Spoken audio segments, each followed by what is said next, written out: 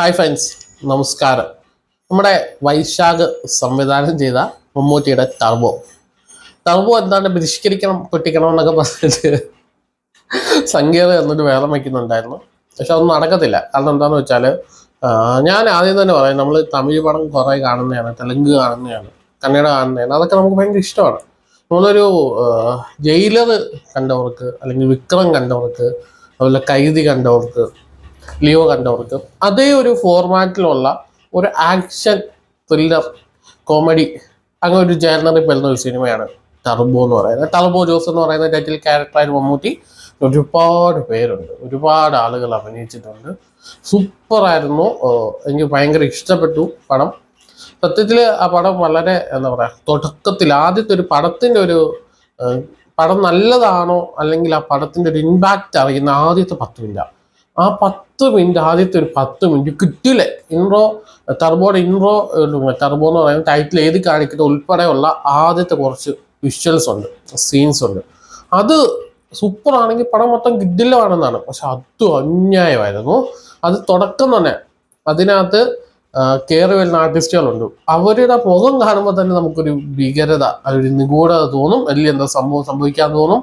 അതുപോലെ തന്നെ സംഭവിച്ചു. ചെന്നൈയിലാണ് കഥ നടക്കുന്നത്, ഭൂരിപക്ഷം നടക്കുന്നത്. ഇടുക്കിക്കാരനായ ജോസിന്റെ നാട്ടില്. ജോസ് ഇമ്പാക്ട്ഫുൾ തന്നെയാണ്. പുള്ളിക്കാരനെ ആദ്യത്തെ ഒരു സിമ്പിൾ ഇൻട്രോയ്ക്കും ചെറിയൊരു കോമഡിക്കും ശേഷം ഒരു ഫൈറ്റ് ഉണ്ട്. അത് അന്യായം തന്നെയാണ്. അവിടെ തൊട്ട് നമ്മുടെ മാർവലിന്റെ ചില റെഫറൻസ് ഉണ്ട്. ആ മാർവൽ റെഫറൻസ് പടത്തിലുടനീളം കാണാൻ സാധിച്ചു. ഒരു കട്ട മാർവൽ ഫാൻ എന്ന് പറയുന്ന ആദ്യം മമ്മൂട്ടിയുടെ ഫൈറ്റിൽ താനോസിന്റെ റെഫറൻസ് ഉണ്ട്. അവിടെ തൊട്ട് ഞാൻ അത് നോട്ട് ചെയ്യുന്നുണ്ടായിരുന്നു. അതിനുശേഷം ഇവർ ചെന്നൈയിൽ പോവും. ചെന്നൈയിൽ പോയതിനു ശേഷം നമ്മുടെ എൻഡ് ഗെയിം റെഫറൻസ് ഉണ്ട്, അതുപോലെ തന്നെ അയൺമാൻ്റെ ഉണ്ട്. അങ്ങനെ ഭയങ്കര റെഫറൻസുകളുണ്ട് ഇതിനകത്ത്. ആ റെഫറൻസ് ഒക്കെ എനിക്ക് ഭയങ്കരമായിട്ട് ഇഷ്ടപ്പെട്ടു. രാഘ്വി ഷെട്ടിയാണ് ഞാൻ ഇതിൽ ജോക്കറായിട്ടും മമ്മൂട്ടിനെ ബാറ്റ്മാനായിട്ടും. ബാറ്റ്മാൻ ശരിക്കും ഗോതം നഗരത്തെ രക്ഷിക്കാൻ വേണ്ടി കുറ്റകൃത്യങ്ങൾ തേടി അലയുന്ന ആളാണെങ്കിൽ, മമ്മൂട്ടി വളരെ യാദൃശ്ചികമായിട്ട് ചെന്ന് പെടുന്ന സന്ദർഭങ്ങളിൽ നിന്ന് അവിടുന്ന് ഓടി രക്ഷപ്പെടാൻ ശ്രമിച്ചിട്ട് സർവൈവലിന് വേണ്ടിയിട്ട് കാണിക്കുന്ന കുറേ പ്രശ്നങ്ങളാണ് ഈ സിനിമ എന്ന് പറയുന്നത്. അടിമുടി അടിയാണ്.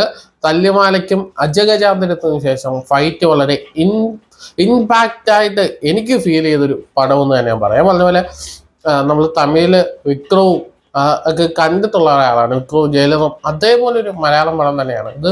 പടം ഇങ്ങനെ കണ്ടുകൊണ്ടിരിക്കുമ്പോൾ നമ്മൾ സംവിധായകൻ ആരാണ് മറ്റേതാരാന്നൊക്കെ മറന്നിട്ട് ഭയത്തിൻ്റെ ഒരു ചേസിങ് സീനുണ്ട്. അത് കണ്ടപ്പോൾ ഇത് വൈശാഖിന്റെ പടമാണല്ലോ, വൈശാഖ് ഇങ്ങനെ ചെയ്യുമല്ലോ എന്നുള്ള കാര്യം പെട്ടെന്ന് ഓർമ്മ വന്നത്. മറ്റ് ക്യാരക്ടേഴ്സിനെ എടുത്ത എല്ലാവരും വളരെ മികച്ച രീതിയിൽ, വളരെ ബിന്ദു പണിക്കരാണ് മമ്മൂട്ടിയുടെ അമ്മയായിട്ട് അഭിനയിച്ചിരിക്കുന്നത്. പിന്നെ സൂപ്പറായിരുന്നു അറിയാം. ബിന്ദു പണിക്കർ വേറെ എന്തോ പല്ലിൽ കമ്പിട്ടേക്കുന്ന പോലത്തെ അല്ലെ പല്ല് ഉണ്ടി ഒരു ഇതായിട്ട് കാണിച്ചിട്ടുണ്ടെങ്കിലും സൂപ്പർ അവരാണ് കേട്ടോ. ഇതിനകത്ത് മാർവലിന്റെ കോമിക്സിന്റെ അഡിക്റ്റ് ആയിട്ടുള്ളവർ. അവർ ഭയങ്കര രസമാണ്. നന്നായിട്ട് കോമഡി ഒക്കെ വർക്കൗട്ട് ആയിട്ടുള്ളത്. അതിനകത്ത് ഓരോ നിമിഷവും ചെറിയ സസ്പെൻസ് ഇടുമെങ്കിലും ആ സസ്പെൻസ് പെട്ടെന്ന് പ്രേക്ഷകന് മനസ്സിലാവും ഇതാണ് സംഭവിക്കാൻ പോകുന്നത്. പക്ഷെ അവസാനം കുറെ ട്വിസ്റ്റുകളുണ്ട്. അത് അപ്രതീക്ഷിതമായിരുന്നു. പക്ഷെ ചിലത് ഇപ്പോൾ അയൺമാൻ മരിച്ചു എന്ന് പറഞ്ഞിട്ടൊരു ട്വിസ്റ്റ് ഉണ്ട്, അത് പ്രഡിക്റ്റബിൾ ആയിരുന്നു. പക്ഷെ അത് മൊത്തത്തിൽ പടം കളറാണ്. ഇടയ്ക്ക് കുറച്ച് ലാഗൊക്കെ നമുക്ക് ഫീൽ ചെയ്യുമെങ്കിലും ആ പടത്തിൻ്റെ ഒഴുക്കിനൊക്കെ നമുക്ക് സഞ്ചരിക്കാൻ സാധിക്കും എന്നുള്ളതാണ് എൻ്റെ പേഴ്സണൽ ഒപ്പീനിയൻ. എന്തായാലും അതിനകത്ത് ബാക്ക്ഗ്രൗണ്ട് സ്കോർ ഒക്കെ പൊളിയായിരുന്നു കേട്ടോ. പൊളി എന്ന് വെച്ചാൽ രാഘ്വി ഷെട്ടിയുടെ ബാക്ക്ഗ്രൗണ്ട് സ്കോർ ഒരു രക്ഷയില്ല. നായകനെ കാട്ടിലും എപ്പോൾ ഉയർന്നു നിൽക്കണം വില്ലൻ. ആ വില്ലൻ ഉയർന്നു നിന്നാൽ മാത്രമേ നായകനെ അവിടെ സ്കോർ ചെയ്യാൻ പറ്റത്തുള്ളൂ. അതുകൊണ്ട് തന്നെ നായകനെ കാട്ടിലും കിട്ടിലായിരുന്നതാണ് വില്ലനെ കൊടുത്തിരിക്കുന്നത്. വില്ലോൻ ഭയങ്കര ഇമ്പാക്ട്ഫുൾ ആണ്. ഇതിനകത്ത് കുറച്ച് MLA റിസോർട്ടിൽ ഒളിപ്പിക്കുന്ന പരിപാടിയൊക്കെ ഉണ്ടായിരുന്നു. അതൊക്കെ ശരിക്കും കണക്റ്റാണ്. നമ്മുടെ രാജ്യത്ത് നടക്കുന്ന പല കാര്യങ്ങളുമായിട്ട് കണക്ട് ചെയ്യാൻ നമുക്ക് അത് സാധിക്കുന്നുണ്ട്. കുറേ ട്വിസ്റ്റുകളുണ്ട്, കുറേ സസ്പെൻസ് ഉണ്ട്, കുറേ ആക്ഷൻസ് ഉണ്ട്. നമുക്കിങ്ങനെ ഫാമിലി ആയിട്ട് പോയിരുന്ന് കാണാവുന്ന ഒരു നല്ല സിനിമ. ഒരു നെഗറ്റീവും ഇല്ലാത്ത, ഒരു ഡബിൾ മീനിങ്ങും ഇല്ലാത്ത, വളരെ കൃത്യമായിട്ട് നമുക്ക് കാണുന്ന, ഇതിൽ വലിയൊരു സാമൂഹിക പ്രതിബദ്ധതയുള്ളൊരു വിഷയം തന്നെയാണ് ചർച്ച ചെയ്തിരിക്കുന്നത്. അത്തരം പ്രശ്നങ്ങളും ചിലപ്പോൾ സമൂഹത്തിൽ നടന്നിട്ടുണ്ടാവാം.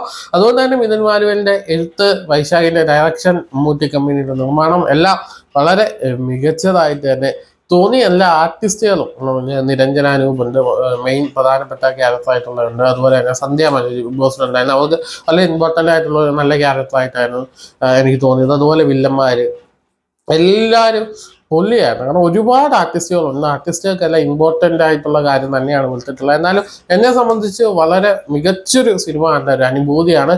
ഞാൻ പറഞ്ഞല്ലോ ജയിലറും അതുപോലെ നമ്മുടെ ലോകേഷ് കനകരാജന്റെ പടങ്ങളും ഒക്കെ കണ്ട അതേ ഒരു ഇമ്പാക്ട്, വിക്രമൊക്കെ കണ്ട ഒരു ഇമ്പാക്ട് എനിക്ക് മലയാളത്തിൽ ടർബോ കണ്ടപ്പോൾ കിട്ടി. സർട്ടിഫൈഡ് ആണ്.